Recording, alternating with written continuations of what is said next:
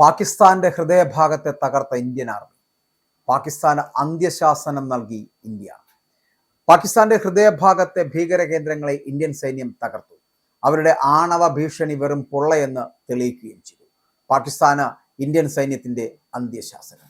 ഇന്ത്യയുടെ സൈനിക ചരിത്രത്തിൽ സുവർണ ലിപികളാൽ രേഖപ്പെടുത്തപ്പെട്ട ഓപ്പറേഷൻ സിന്ദൂർ ദൗത്യത്തിന്റെ 1-ാം വാർഷികത്തിൽ പാകിസ്ഥാന് കനത്ത മുന്നറിയിപ്പുമായിട്ട് ഇന്ത്യൻ സൈനിക നേതൃത്വം രംഗത്തെത്തി.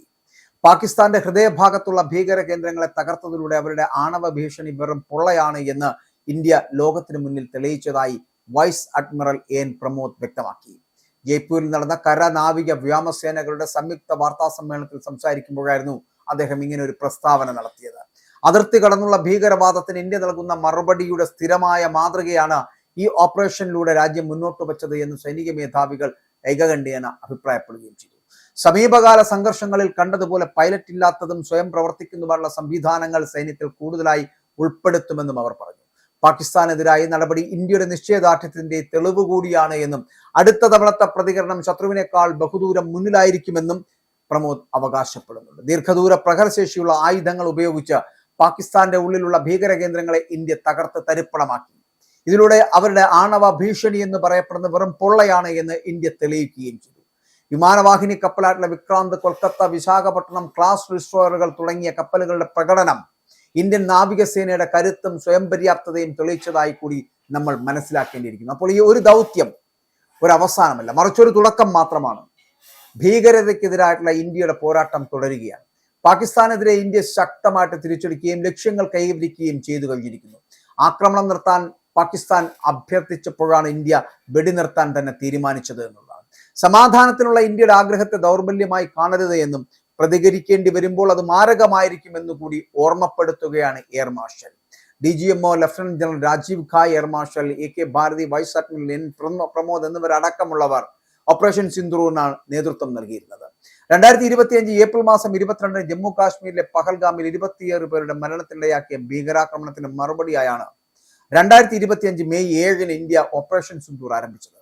പാകിസ്ഥാനിലെയും ഒപ്പം തന്നെ പാക് അധിനിവേശ കശ്മീരിലെയും ലഷ്കർ എ തോയ്ബ, ജെയ്ഷെ മുഹമ്മദ് തുടങ്ങിയ സംഘടനകളുടെ 9 ഭീകര താവളങ്ങളെ ലക്ഷ്യമിട്ടായിരുന്നു ഈ പ്രത്യാക്രമണം. അംബാല, ആദംപൂർ വ്യോമതാവളങ്ങളിൽ നിന്നായി പറന്നുവരുന്ന 50-ലധികം യുദ്ധവിമാനങ്ങൾ വെറും 22 മിനിറ്റിനുള്ളിൽ ശത്രുവിനെ മുട്ടുകുത്തിച്ചു. പാകിസ്ഥാന്റെ 13 യുദ്ധവിമാനങ്ങൾ തകർക്കുകയും അവരുടെ 11 വ്യോമതാവളങ്ങളിൽ വലിയ വൻ നാശനഷ്ടങ്ങൾ വരുത്തുകയും പാകിസ്ഥാന്റെ 13 യുദ്ധവിമാനങ്ങൾ തകർക്കുകയും അവരുടെ 11 വ്യോമതാവളങ്ങളിൽ വൻ നാശനഷ്ടങ്ങൾ വരുത്തുകയും ചെയ്തതായിട്ട് അന്ന് എയർ മാർഷൽ AK ഭാരതി അടക്കം വെളിപ്പെടുത്തുകയും ചെയ്യുന്നു. ഇതിൽ 300 കിലോമീറ്ററിലധികം ദൂരെയുള്ള ശത്രുവിന്റെ നിരീക്ഷണ വിമാനം തകർത്തത് ആധുനിക വ്യോമയുദ്ധ ചരിത്രത്തിൽ തന്നെ അപൂർവ നേട്ടമായിട്ടാണ് ഇന്ത്യ വിലയിരുത്തപ്പെടുന്നത്. ഇന്ത്യൻ സൈനിക കേന്ദ്രങ്ങൾ തകർത്തു എന്ന പാകിസ്ഥാന്റെ വാദങ്ങളെയും പൂർണ്ണമായിട്ടും തള്ളിയ എയർ മാർഷൽ ശത്രുവിന്റെ മിസൈലുകളെയും ഡ്രോണുകളെയും ഇന്ത്യ ഫലപ്രദമായിട്ട് പ്രതിരോധിച്ചു എന്നുകൂടി വ്യക്തമാക്കുന്നുണ്ട്. പാകിസ്ഥാൻ ഭരണകൂടം ഭീകരർക്കൊപ്പം ചേർന്ന് നേരിട്ടുള്ള പോരാട്ടത്തിന് മുതിർന്നപ്പോഴാണ് ഇന്ത്യ തിരിച്ചടി ശക്തമാക്കിയത്. യുദ്ധത്തിൽ ഇന്ത്യ മേൽക്കൈ നേടിയതോടെ പാകിസ്ഥാൻ വെടിനിർത്തലിന് അഭ്യർത്ഥിക്കുകയായിരുന്നു. അവരുടെ അപേക്ഷ പരിഗണിച്ചുകൊണ്ടാണ് മെയ് 10-ാം തീയതി വെടിനിർത്താൻ ഇന്ത്യ തീരുമാനിച്ചത് എന്നുള്ളതാണ്.